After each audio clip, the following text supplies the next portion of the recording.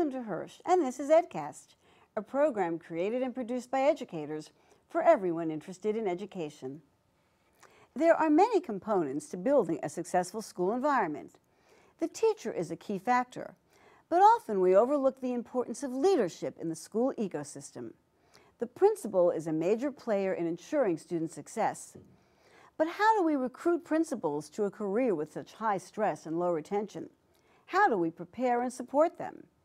A new initiative supported by the Wallace Foundation is providing a means for schools to address the many aspects of the principal's role so that they may be successful in improving the life of the school and fostering student achievement.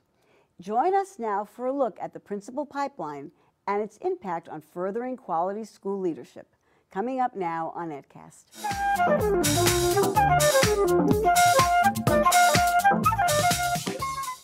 My guest today is Jody Spiro, Director of Education Leadership at the Wallace Foundation. Thank you so much for joining us today on EdCast. Delighted. Why has the Wallace Foundation focused on school principals over the last 2 decades? We focused on school principals because the Wallace Foundation has as its mission to foster improvements in learning and enrichment for disadvantaged children and the vitality of the arts for all. And as the strategic process took place before I joined the foundation, I might add, the question was, how can you do the most learning and that would eventually help disadvantaged children? And so the answer to that was a resounding, if we can put an effective principal in every high-need schools, that will be a major contribution and a way, in fact, to ultimately work with teachers, work with others in the school community, ultimately to improve student achievement. So what have you learned about how important the principal is in the school? We've learned so much over the last 2 decades. A personal story, when I came to the foundation and had left a job I really liked to come to the foundation because I believed so strongly in the leadership work. And the second day I was at the foundation, there was a conference of about 20 thought leaders. And I was new, and I sat there, and I listened to one after the other say, the Wallace Foundation has it wrong. We don't believe that leadership is an important topic in education. And I'll use the word because they used it. They said leadership is a tertiary issue at best. And the reason I told you I was new, because I was sitting there thinking, what have I gotten myself into? Why am I here? And over the last, here's the trajectory, over the last 2 decades, school leadership has gone from Wallace making a big bet that leadership was a driving force ultimately to improve student achievement, went from a big bet to about 5 years later, documented that leaders are really essential. Why are they so essential? They're so essential because they are, and it used to be that they were called head teachers, that a principal sets the tone, a principal sets the climate, the principal leads teams of teachers and other leaders to make sure that there is a mission for the school, that there's a value, that all students are capable of high achievement, and then works as the head teacher with the teachers in the school to help them improve instruction. So the principal by no means can do this all himself or herself, but as the leader of the instructional team or the leadership team in a school, the leader sets the tone and the substance for what happens. In what ways do you think the role of the principal has changed over the years? I think some of us have the picture of a principal as the disciplinarian, that if you didn't behave in class, you got sent to the principal's office. Right. That's not what we're talking about. We're talking about an instructional leader for a school. We're talking about someone who can lead adults to learn, and so lead communities of teachers and other leaders in the building to assess what students' learning needs are, to develop curriculum for the classes, even though the principal does not have to be an expert in every curriculum area. But here's the rub about it. The acknowledgement, finally, that for years people have said the principal should be the instructional leader. But what happens to everything else that the principal is doing? In fact, who does the management? Who makes sure that the buses are there and that the budgets are balanced? So it's an acknowledgement that the principal really has two major roles: as the head of instruction, but also as the head of operations and the management of the building, and needs to find time for both roles. Now, why do you think it's a profession with high turnover? I mean, there's low retention and the corollary, high turnover. Why do you think that is? One of the things we're finding with some of our work is that the turnover rate is improving. So I think part of the reason the turnover is high is that people really aren't prepared for the job. You have as much responsibility on day one coming into the principalship, just like a teacher, that you will have 10, 15 years from now. So to get a running start, to know how to do all the things I just said is very difficult to come in and know how to do on day one. Right. And if I can get a little ahead of myself, this is one of the reasons why one of the big lessons from our work, the principal pipeline work, has been of the importance of every new principal having a mentor. That's something that's changed dramatically. In the past, you got a mentor if you were in trouble. It was the last step before you were asked to leave. That's no longer the case. Now it's the case that as part of your development, you get someone who works with you shoulder to shoulder and doesn't tell you what to do, but suggests to you the questions you might ask. You've mentioned the principal pipeline, so let's take a step back. What is the principal pipeline? The principal pipeline is an evidence-based or research-based approach, framework, if you will, that was developed by the studies that were done of the first 10 years of Wallace's work about what a district can do to ensure that, in fact, there is an effective principal in every high-need school. And it has 5 components to it, again, based on what we found as the studies came in from our earlier work, that you need to have standards and a job description for what school leaders need to know and be able to do. In most places, that wasn't happening. And to be a principal meant something different in one district as opposed to another. So standards are one. Effective pre-service training or development is the second of the 4 big components. Then selective hiring. And not hiring people based on who you know, but hiring people based on data and simulations of what they can do. And fourth, which many people don't consider part of a pipeline, is supporting the principal for at least the first 5 years on the job. Many people think that the pipeline ends with the principal getting the keys to the building.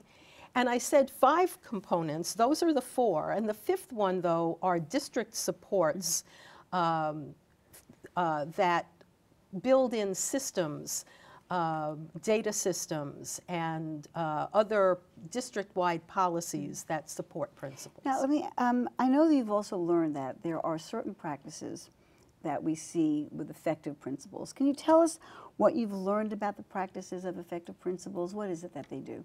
They are the ability to plan, the ability to set a mission for the school, the ability to set a culture within the building. We call it a culture hospitable to student achievement improvements. In addition, the ability of the principal to really help teachers and others in the school learn. So everybody in the school is a continuous learner, and the principal is the lead learner along with everybody else. And then two more. The one other is, in fact, not forgetting the operations side of the house, and still everything needs to happen. And a sixth, which is not in the Wallace, we call them the Wallace Five, but a nationwide group just came out a year ago with professional education leader standards for principals. And those are voluntary, but many states throughout the country have adopted them. And they add a really important standard, which is a standard for equity. And really important that all students in the school have access to high-quality instruction and the diversity of program offerings like art and music and so forth. You have provided us with some clips from WNET's School Leadership in Action, and we can hear the voices of 3 principals talking about the work that they do. So let's take a look. Good morning. Hi, Tafria. The vision statement says to everyone in the school family what the school stands for, what the school believes in, and how the school functions in order to give students the best education possible. When I came to Academy of American Studies 4 years ago, I inherited a very powerful vision for the school as a college preparatory school. But I found that the vision needed to be tweaked because there were more students who were English language learners, and there were more students who had special learning needs. What we needed to do was massage our vision so that all students were included in the concept of a college preparatory high school. What land is west of that division line? The United States. In casting our vision, we've involved all of the different constituencies in the school, parents, students, teachers, other staff. We send it out to everybody who might possibly have an interest or have a stake in what the school is about, and get feedback and talk about it and write it and rewrite it and refine it until the final vision has really been cast. The vision for our school is that the Academy of American Studies is a college preparatory high school emphasizing American history, literature, and culture through 4 years of American studies. We strive to build a cooperative community of lifelong college and career learners through a spirited partnership among students, parents, faculty, staff, and educational partners. For me, spirited means that everybody in our school family and school community is engaged in that partnership. It takes time to develop a good, positive school culture. It takes time to develop trust. We have a very diversified population here. This is my 8th year as principal at Public School 66. When I first got here, they called it a school in need of improvement. There wasn't enough work in differentiating children. We had a lot of our staff fragmented. A lot of the areas were not pulling together. And with the parents, we wanted their involvement.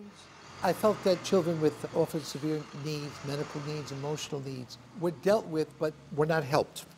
So rather than trying to create resources to deal with problems after they happen, we try to prevent the problems before they occur. So boys and girls, right now I want you to turn and talk with your partner.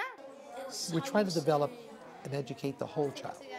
We strive here to make sure that each child is fully supported academically, physically, emotionally, mentally.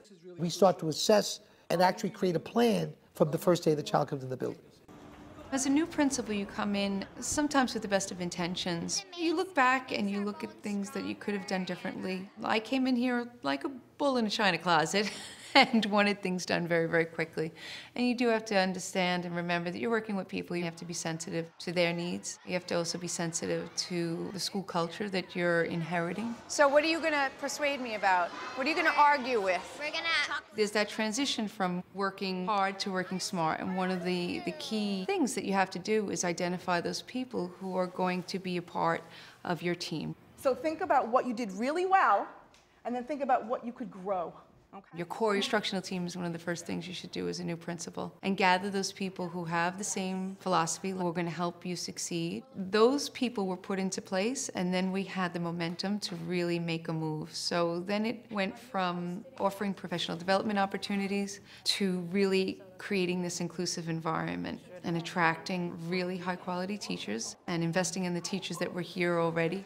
Why is it so important that we give our books an ending? One of the things that Ms. Keyes helps promote is this idea of independence in all of us. She puts key people in place, and she trusts those key people to build capacity.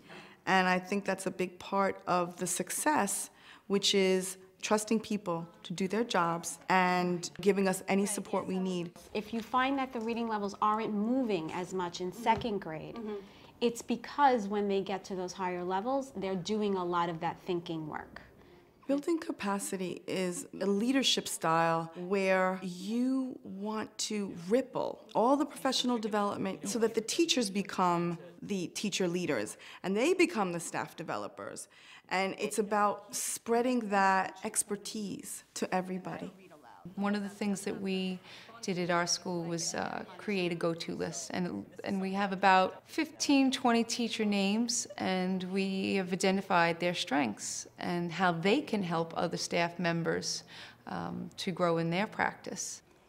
So these three principals talk about some very important things that they feel they have done in getting a vision for the school, in the one case a college prep vision, creating an effective school culture, empowering teachers and putting them in charge. How did these principals acquire these skills? Well, these principals are some of the best, so we should absolutely acknowledge that. And I think some of them had some very good, years ago, had some very good pre-service training. I think mostly these folks did a lot of trial and error on the job. And all of these folks have been in the job for several years. And what they have in common is they understand that a principal is not a superhero and that a principal is more like a leader of an orchestra rather than a soloist. And I think that's what you saw here. We recently visited PS 63 in the Bronx, and we did a show on early reading matters. And as soon as we entered that building, I was struck by the culture and the ambiance. And I believe the principal there is Ray Diaz-Lenz. And there was just a feeling of camaraderie, and the faculty, the teachers were very eager to speak with us. So you can really feel when a school is functioning, I think, as soon as you walk in the door. Now, you've mentioned, again, the background and the experience of these principals. How important is prior teaching experience to being an effective principal? There's no question in my mind that people who have been teachers have a tremendous amount more credibility with their colleagues and more of a sensitivity to the students in the building. One of the things that we learned from our principal pipeline work that actually I had never known before is that in most urban districts in the country, people are teachers and then assistant principals, and they may be an assistant principal for 6 or 7 years after they've completed their preparation training as principals. So they are certainly a big talent pool from which to draw. Right. Carmen Farina has said that not everybody can become a principal. Not everybody should be a principal. Who should be a principal, do you think? Yes, you should be a principal if you can really feel the larger mission to to make good things happen for students on a larger scale. Because the further away from the classroom you get, the harder it is to see the impact of your work. One of the great things about being a classroom teacher is if you're successful, you can see the difference. Students did not know how to read in first grade when they came in the fall, and then by the spring they're reading. So you have to be able to understand that by being a principal, you are working, you have to enjoy working through adults in order to ultimately affect the student achievement. Has there been any research that supports the effectiveness of this pipeline initiative? Tell us about that a little bit. Yeah, there has been, both from Wallace and other sources.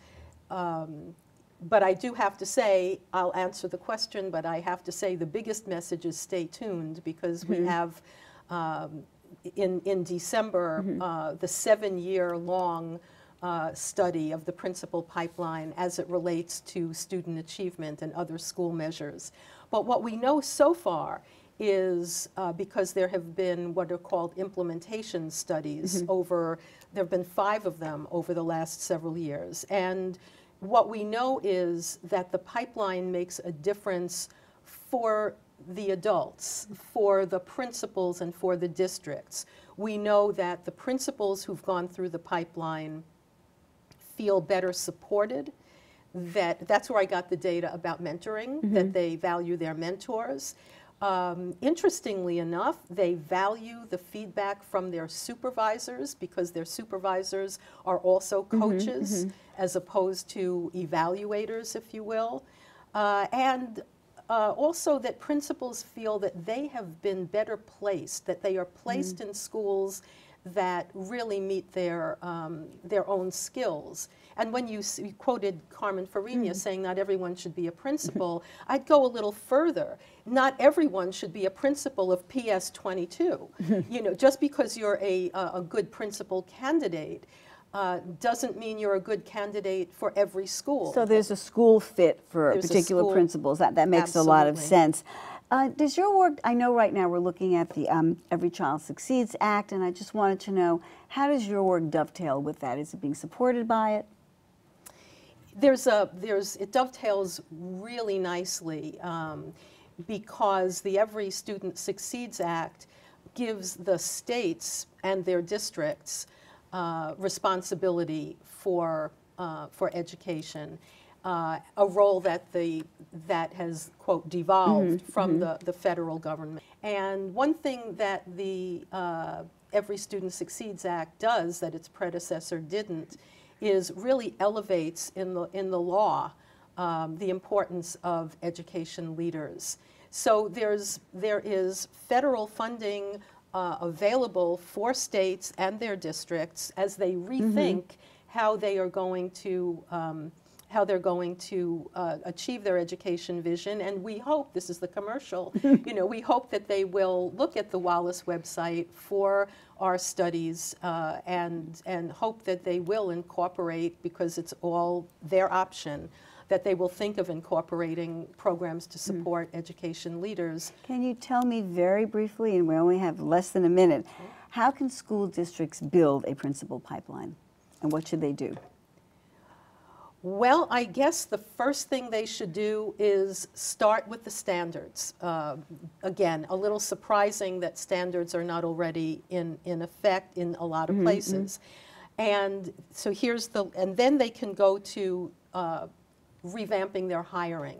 What we found is there was a cost study done, and in these large urban districts, the pipeline is only 0.4% of the district expenditures. So it's affordable to do. Good point. But it costs very little to adopt standards, and it costs very little to change your hiring practices. And so those are 2 things that districts can get started on doing, which have very little cost. I know the foundation has a new podcast that have lessons about building the pipeline. Where can people listen to that podcast? They can listen to that on wallacefoundation.org/podcast. Great. Thank you so much for joining us. Which should have been my answer to that question about what can districts well, do. we will put They can that up. listen to We'll the put that up. podcast. So thank you so much for joining us today. Jody Spiro, Director of Education Leadership at the Wallace Foundation. Thank you. My pleasure. Don't go away. We'll be right back with our EdBytes.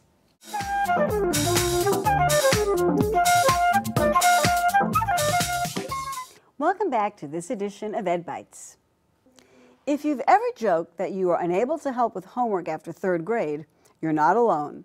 A survey of parents of children ages 3 to 6 reveals that only 50% are confident that they can support their children's science learning.